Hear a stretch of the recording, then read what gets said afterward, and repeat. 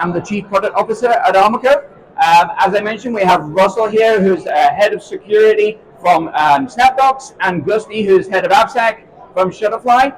They'll be answering a couple of questions from me. All three of us are going to be available at the booth after this session to answer any follow-on questions you might have. But let's get into it. We all know that software delivery has changed. How we write software, agile, microservices, open source, how we deliver the infrastructure that supports that software, cloud, container, infrastructure as code. But the way we approach software security still needs to change. Organizations have siloed and disconnected practices, leveraging siloed and disconnected tools, really overwhelming our security and development teams with a massive volume of alerts, vulnerabilities, and findings. And then when we want to look at those, we have to go to each of the individual tools, which nobody is really an expert in everything. So what happens? We have poor cross-team collaboration, both within security, as well as between security and development. And as we all know, security is woefully outnumbered, at least 100 to 1.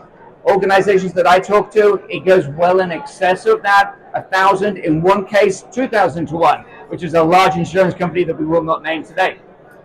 Now, what we do at ArmorCode, though, is we unify these two worlds together. We bring data from across the pipeline, as well as data from infrastructure, cloud, and container security tools to give you a centralized view for visibility, centralized prioritization, so that you can orchestrate your workflows, and then automation that sits on top of all of that. But I could do a whole demo spiel right now, but that's not interesting. If you want a demo, we're going to talk about that afterwards over there in the ArmorCode booth. What's really interesting is to learn from others that have already gone through this journey. So as I said, we've got two guest speakers in the audience, my little moles, if you like. So I'm going to ask a couple of questions, and we're going to be tight on time, so we're going to watch the time window. But firstly, I want to ask Russell from Snapdocs. As you look at the industry, Russell, and as you have developed your software security program, why is these two worlds critical for you and your organization? So the question is, why is it necessary to merge AppSec and vulnerability management? Exactly. Why is it necessary to bring these two worlds together? Okay, well, the real answer to the question is that in order to have a successful AppSec program, the central security team needs to work very closely with engineering. So really, if we were to separate these two things and do separate tests, basically we're doing different security testing in production than we are doing in development, we would ruin our relationship with our engineering team, because the engineering team would be annoyed that they've done all this testing during the development cycle, we shift left and all that stuff like that. And then when release, suddenly they get a different set of tests, and then they get something else. So really, we need consistency in the testing that occurs, and the quality of testing, and how the testing is done during development as well as in production. And otherwise, you'll ruin your relationship. And I think that's a key thing, right? It's the relationship between security and development, and making sure that we can leverage the information that development have earlier in the process to optimize our practices. Now, Gusti, you're very much focused on application security, but over the years we've been working together, these two worlds are critical to come together for Shutterfly. Tell us a little bit about that. Sure. Sorry. If I may stay here, I might have some interactive question for the audience here. So, if you guys want to pay attention, that would be great. There's some swag here from the sponsor that I can give. But for us here, if we talk about AppSec and infrastructure, tools is pretty easy. Right? You just run your tools, scan tools, and then that's done. The question is, what will happen next, right? So how do you make sure that the results from all the various tools are getting mitigated, getting addressed by the teams? There is no way around that you have to pull all the data from various tools into a single platform, single pane of glass, that everybody can just go to there, and then you can identify your assets, do some asset management, look where your assets are, your repos, and your vulnerabilities are. So once you get all set up, you can then start with the assessing the risk. Maybe it starts with like external facing services first. Maybe some organizations want to do based on CVE scores. Some might want to go by risk scores. So it is up to organizations. So once you have all of these risk assessed, then you can go to reporting, metrics, and monitoring. So you can scale it up to and reporting to your higher execs so that you can get some visibilities, and then they will do the top down and let them all the teams know, hey, this is what you want to know, and this is your risk, and here starts fixing. Let's say from if you are doing a risk-based assessment, do external facing mitigations first, or you are doing the CVE score space, do from critical, high, medium, and low. So this is why vulnerability management is very critical to our AppSec program. So as we're bringing the data in from the left, we're bringing the data in from the right, we have to correlate this data together so that we can help our organizations accelerate the remediation practices. We do that with prioritization. We prioritize leveraging threat intelligence. Russell, tell us a little bit about how you prioritize the work and how you share the responsibility across your organization. Well, first off, we practice a DevSecOps model. So realistically, I think one of the key parts of DevSecOps is that we have it's an extended team. Like, security is not just the responsibility of the central security team, it's also the responsibility of the developers. So in this particular case, we have on every engineering team security champions who are actually tasked with responsibilities. And we use ArmorCode in this case to actually work through what kinds of work that they're actually going to be done. So we've worked with our leadership of the company to agree to give a certain amount of security time, which the central team basically prioritizes what the engineering deliverables are focused on the right things. So we're prioritizing security engineering work. Is really what it is, using that ArmorCode as a tool. Now, as far as the incoming tools, when they come in, basically most the security scanning tools have a priority of its own. Basically, it's a tool-based priority. And what we've done is to devise basically tiers of applications based upon whether it's got critical data in it, whether it's internet exposed, things like that. And then we create our own business logic to actually to change the prioritization using rulebooks, which are a macro system basically, which you can do low code, no code development within ArmorCode to change the prioritization appropriately. So we reprioritize and calibrate, and that's done. The first pass of all that stuff is done by software, the runbooks that we've actually written. Over time, we keep developing the runbooks to basically to make the priorities better and better to reflect what our real priorities are. But also the central security engineering team have the ability to change those priorities. And the security champions can request to change the priorities, and if that's approved, then the priorities change as well. So that's how that works. Okay. So really, it's critical that we can deploy a security champion program to help us have those liaisons to scale, right? And then being able to prioritize and automate those workflows is how we can build upon efficiencies. But there's a challenge, right? So you've got a large tool set that you have to manage, and your team is responsible for ensuring that the tools are being used correctly and deployed correctly. So talk to us a little bit about how you manage that tool ecosystem and how your team facilitate the reporting. Yeah, sure. So I think Russell mentioned already, automation is the key here. So when we want to manage the tools, we want to make sure that every single tools we are using are automated. It should be very less manual activities that is required.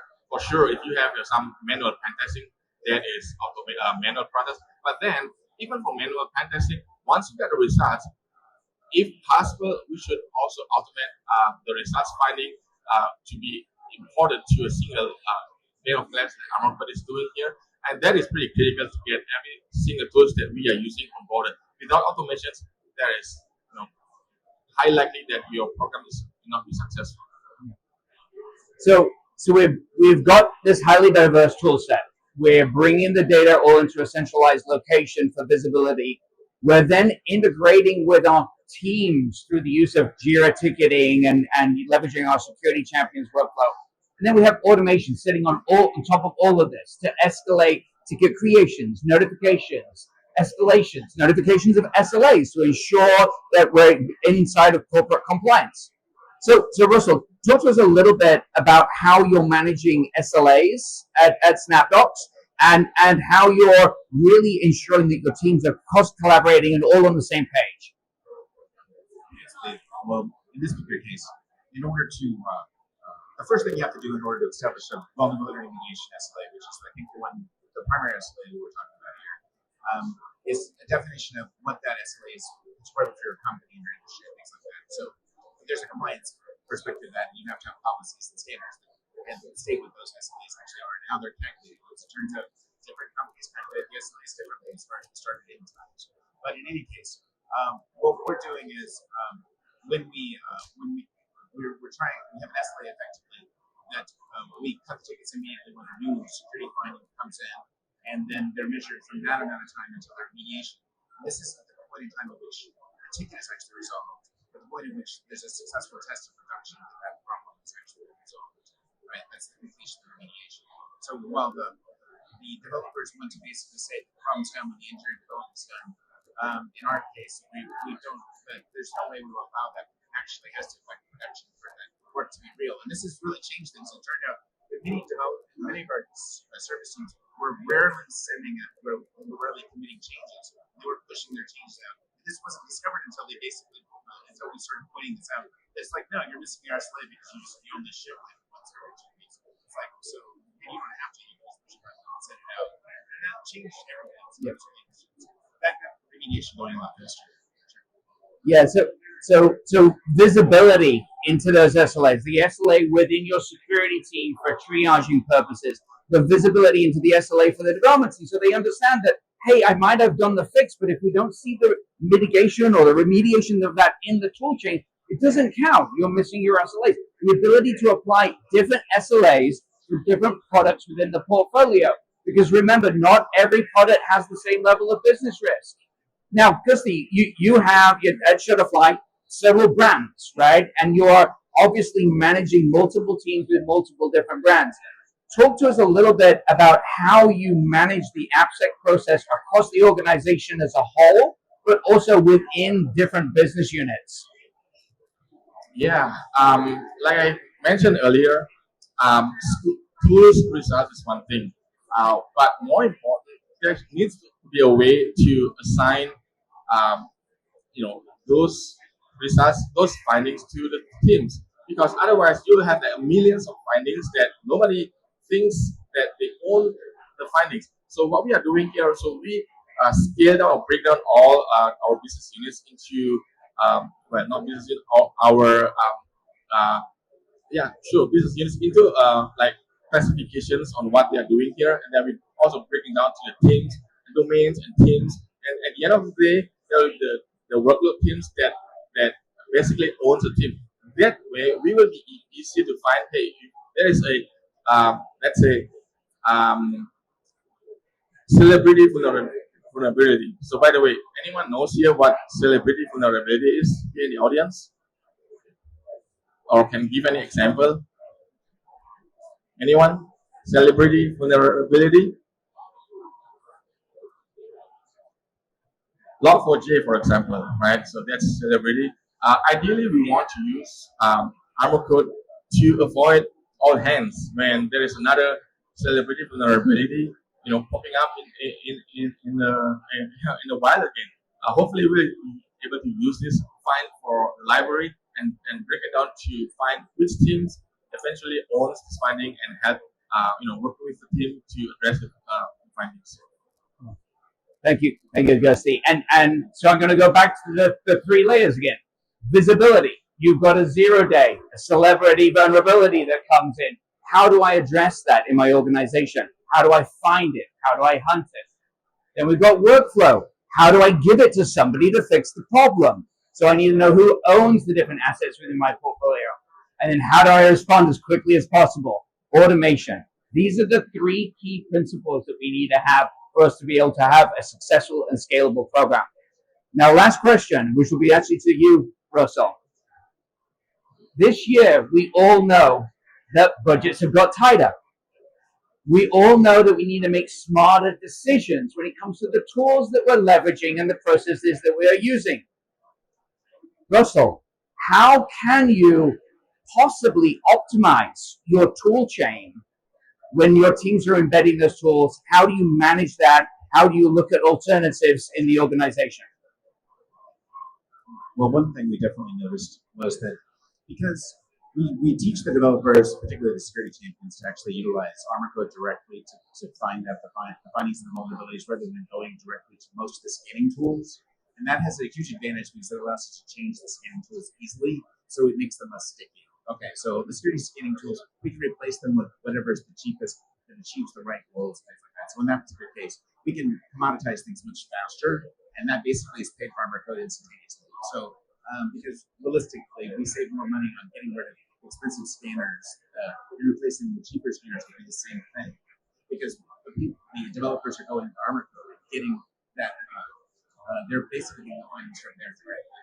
So, and we don't have to teach developers how to use each one of these tools individually. Now, there are some that are worth having the developer learn that particular tool, like I'd say our infra team. It's helpful for them to actually know the cloud, to be able to directly access the cloud security posture management system or CNAP system, things like that. There are specialized things, but there's many of them. It's like, well, they can just get the information from the ArmorCode 𝗙𝗵𝗁 𝗔𝗿𝗺 𝗫 process. So this just makes everything much easier to. In this particular case, we're able to save a significant amount of cash through OpEx through changing out expensive tools that have elaborate GUIs that aren't really necessary or needed. Great, thank you, Russell. And really, tool optimization is a key component, especially this year. Okay, identifying what tools are being better adopted by my organization. Am I leveraging all my licenses correctly? Do I need to use a commercial tool on every project, or do I want to be having commercial tools on my front end, high business risk, and open source offerings or alternatives lower? Can I adopt a tool which is more cost effective, that has better, less friction for the development team to start leveraging it? So these are all things that the ArmorCode AppSecOps platform helps with. We focus on providing you complete visibility of your application security posture. We have over 160 integrations with different application, cloud, container, and infrastructure security tools. We unify the workflows across all of those. So that gives us the ability to unify application security and vulnerability management, which, as we've heard, is a critical component in today's modern software development process. We facilitate orchestration of the DevSecOps process. I don't just mean tool execution here. I mean the orchestration of the human element and how the teams work together between security and development. And last but not least, prioritization and optimization of your tool chain so that you can have the most efficient tool chain for your organization's needs. At ArmorCode, we are very fortunate to have some great partners that we work with, like Shutterfly and Snapdocs. We've actually processed over 1 billion findings already, and actually within the first year, that took us 1 billion. Oh, I'm sorry, thank you, 2 billion. In our first year was 1 billion. In the next 6 months was 2 billion, and we're well on the way to 1 billion per quarter.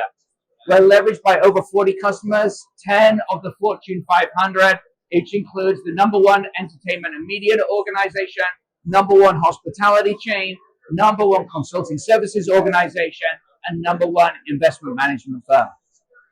With that being said, I would like to first of all point out that our booth is over here. My good friend Vivian and Luis are right here.